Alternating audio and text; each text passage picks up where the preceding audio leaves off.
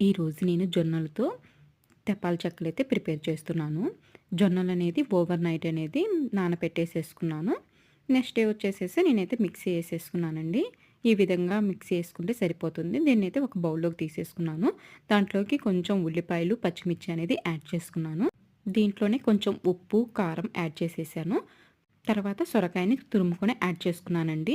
మనం ముందు వాటర్ ఏమీ పోయకుండా సొరకాయతో కలుపుకోవాలి. దాన్ని బట్టి కొంచెం అయితే యాడ్ చేయాల్సొస్తే కొంచెం యాడ్ చేసేసుకొని కలుపుకుంటే సరిపోతుంది. ఇలా ప్రెస్ చేసుకుంటా కలుపుకుంటే జొన్న రొట్టె అనేది చాలా స్మూత్‌గా ఉంటదండి. నాకైతే కొంచెం వాటర్ అయితే పట్టినియి. ఈ విధంగా అయితే నేను కలుపుకున్నాను. చివర్లో కొత్తిమీర యాడ్ చేసుకొని మరొకసారి కలుపుకొని తర్వాత పాన్ పెట్టేసుకొని కొంచెం ఆయిల్ వేసుకొని పిండిని ఈ విధంగా నొక్కుకొని కొంచెం ఆయిల్ ఏసేసుకొని మూత పెట్టుకుంటే అదే కాలిద్దండి. ఈ విధంగా 2 సైడ్స్ అనేది కాల్చుకుంటే చాలా బాగుందండి. చాలా టేస్ట్‌గా ఉంది. ఈ వీడియో నచ్చినట్లయితే ప్లీజ్ సబ్స్క్రైబ్ మై ఛానల్.